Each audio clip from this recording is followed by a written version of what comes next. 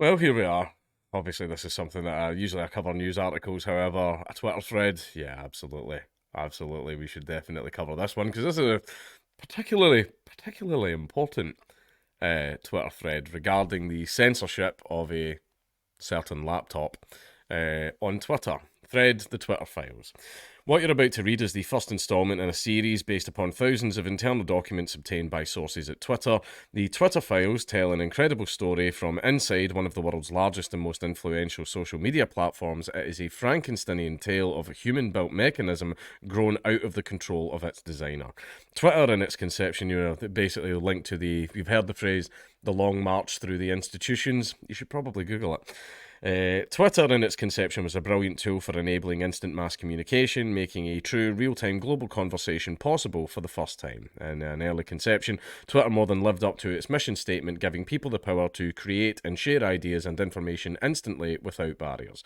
As time progressed, however, the company was slowly forced to add these barriers. Some of the first tools for controlling speech were designed to combat the likes of spam and financial fraudsters, of which there are still very, very many on Twitter. Slowly over time, Twitter staff and executives began to find more and more uses for these tools. Outsiders began petitioning the company to manipulate speech as well, first a little, then more often, then constantly. Which is strange because, as far as I was aware, a private company is allowed to do whatever it wants. By 2020, requests from connected actors to delete tweets were routine. One executive would write to another, more to review from the Biden team, and the reply would come back handled. And there are certain tweets for certain things handled these. Isn't that interesting? The government is censoring information that it doesn't want you to know. Oh, I wonder what that could be. Celebrities and unknowns alike could be removed or reviewed at the behest of a political party. So basically, the government is using its power to curtail speech. It's using it to stop information from getting out there because, like I said before, the end goal of all free speech and censorship control done by states is to protect the state. That's all it's been. We care about racism. But no, you use that stuff to get it in the door first. You do the same thing that North Korea, China, and all the other countries did. You get that in the door first, and if anyone argues against that, then they must just be a racist. And then after a long enough time, it's a case of, yeah, the racist stuff's still in there, but that's not what 90% of the prosecutions under this law are for now. It's for people criticising the government. Here we have one here. I grabbed the first one under SI, defer to safety, on the high profile second one, real James Woods. Funny that, eh? Both parties had access to these tools. For instance, in 2020, requests from both the Trump White House and the Biden campaign were received and honoured. However, the system wasn't balanced, as I'm sure we are all completely not shocked by. It was based on contacts because Twitter was and is overwhelmingly staffed by people of one political orientation. There were more channels, more ways to complain open to the left, well, Democrats, than the right. And we've seen all that one as well, where it's the ratio of donations to the Democratic Party compared to the donations to the Republican Party of staff members at Twitter. And you'll never guess what almost all of them donated to. The resulting slant in content moderation decisions is visible in the documents you're about to read. However, it's also the assessment of multiple current and former high-level executives. Okay, there was more throat clearing about the process, but screw it, let's jump forward. The Twitter Files Part 1, How and Why Twitter Blocked the Biden Laptop Story. On October the 14th, 2020, the New York Post published Biden's secret emails, an expose based on the contents of Hunter Biden's abandoned laptop. Twitter took extraordinary steps to suppress the story, removing links and posting warnings that it may be unsafe. They even blocked its transmission via direct messages, a tool hitherto reserved for extreme cases, for example, child pornography.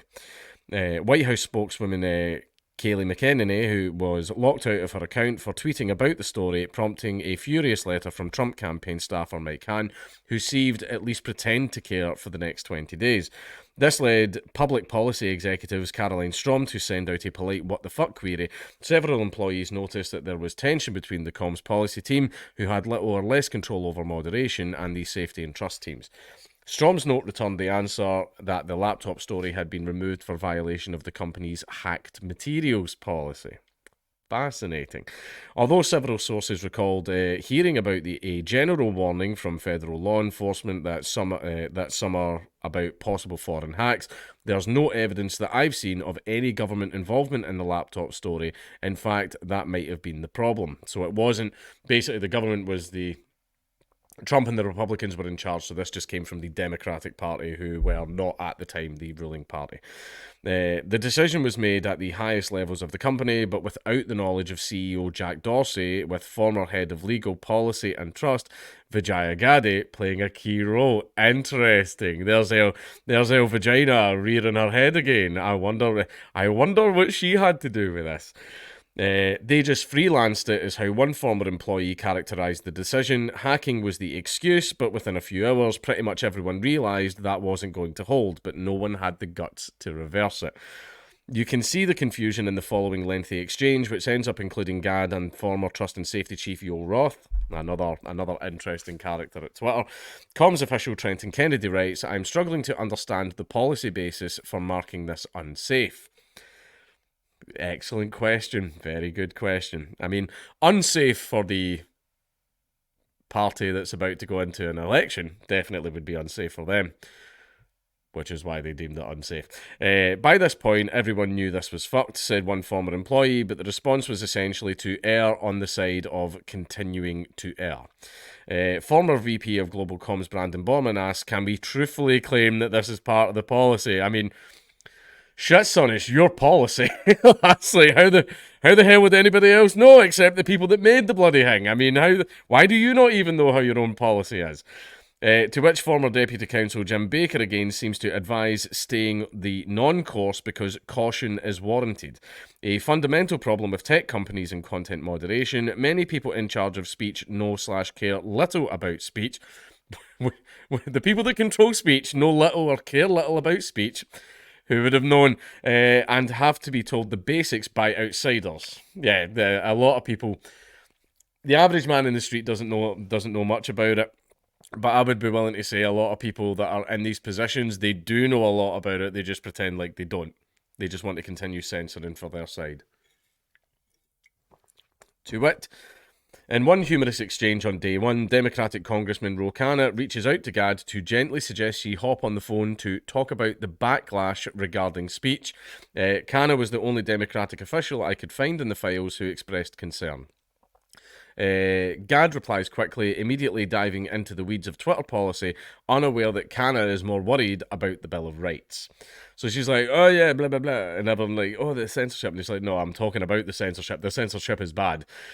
Khanna tries to reroute the conversation to the First Amendment, mention of which is generally hard to find in the files. Or would you... The people that are in charge of moderating speech care little and don't talk about the First Amendment very much. I am truly shocked. Within a day, Head of Public Policy Lauren Culbertson receives a ghastly letter / report from Carol Sabo of the research firm NetChoice, which had already polled 12 members of Congress, 9 Republicans and 3 Democrats, from the House Judiciary Committee to Rep. Judy Chu's office. Hold on, I need to click to continue the bloody thread. NetChoice lets Twitter know that a bloodbath awaits in upcoming Hill hearings, with members saying it's a tipping point, complaining that tech has grown so big that they can't even regulate themselves, so government may need to intervene, something that the government has been dying to do for a very long time. Sabo reports to Twitter that some Hill figures are characterising the laptop story as tech's Access Hollywood moment. Twitter files continued, the First Amendment isn't absolute. Sabo's letter contains chilling passages relaying Democratic lawmakers' attitudes. They want more moderation, and as for the Bill of Rights, it's not absolute. Your rights, your human rights, are not absolute. Especially when it comes to possibly getting the party that guy is in less votes. Now, one of the things that I've always said about, well, I've not always said this, I used to be very big on democracy. I used to love democracy. I used to say, yeah, everyone, little Kenneth from down the road could become Prime Minister one day. Not one, it's going to be one of the pre-selected rich cunts from the rich, powerful families that all go to Eton College, and it always will be. But when it comes to democracy, the way it is supposed to work is everyone is supposed to be able to make a informed decision on who to cast their ballot for, which means as much information as you can give them about both parties is what you're supposed to do in a democracy. You're supposed to have access to all of the information to make an informed vote. If I tell one party they're not allowed to speak and I ban them from everywhere, and I'm the only person you can hear about the other party for, and I'm running, and I'm like, oh, they're evil, they fucking kill puppies and punch penguins in the face and all that, they fucking watch Steins Gate and all that type of stuff, then you're going to go, oh, they sound fucking terrible, blah, I'm going to vote for you instead. Like, that's why one of the main reasons why democracy, in my view, completely doesn't work. Because you can say, oh, but it's for the people, by the people. Yeah, but when you control what information the people have access to, you control democracy. It's soft fascism. It's a dictatorship, essentially. Basically, you will always have the guy you want in charge if you control what information people have access to. For us to actually have a true democracy, there has to be freedom of speech. People have to be able to talk about the parties and the things that they do and the things that they want, and as we've seen in the laptop, the things they get up to. Right? So if you are anti-free speech, you are anti-democracy. Congratulations. However, being anti-democracy is based.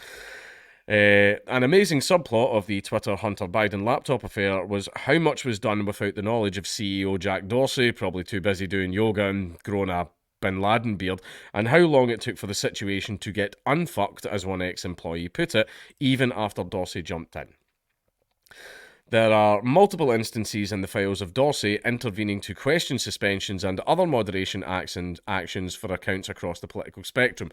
One of the things that I imagine happened is this team were making decisions without Jack Dorsey's go-ahead. Dorsey was getting the shit for it in Twitter, which I seen him getting a lot. Then he was asking the team, hey guys, what the fuck happened? Why is everyone yelling at me? And that was how it continued. Because, by the way, one thing that I am so happy about is Sargon being back on Twitter. Because anytime Sargon done something mental, because he wasn't on Twitter, people would yell at me. Like, I'm not his dad. How do you feel about your friend saying X, Y, Z? Go ask him. I'm not him. Go fucking ask him. He's a big boy. He can defend his own points. Go fucking talk to him. I'm not Sargon. Why? How do you feel about this guy that said, I don't fucking know, I'm not his dad. I'm not his wife. Go fucking ask him. No, man, so I'm so happy he's back, because now people can actually go yell at him instead. The problem with the hacked materials ruling, several sources said, was that this normally required an official law enforcement finding of a hack, but such a finding never appears throughout what one executive describes as a whirlwind 24-hour company-wide mess. So yeah, basically the shit hit the fan big time at Twitter. It's been a whirlwind 96 hours for me. There is much more to come, including answers to questions about issues like shadow banning, boosting, follower counts, the fate of various individual accounts, and more. These issues are not limited to the political right. Good night, everyone. Thanks for all those who picked up the phone in the last few days. So, yeah, a bunch of shit went down. Things got a little bit testy, a little bit at Twitter, and this is all coming out now, and I feel that there's going to be a lot more. But basically,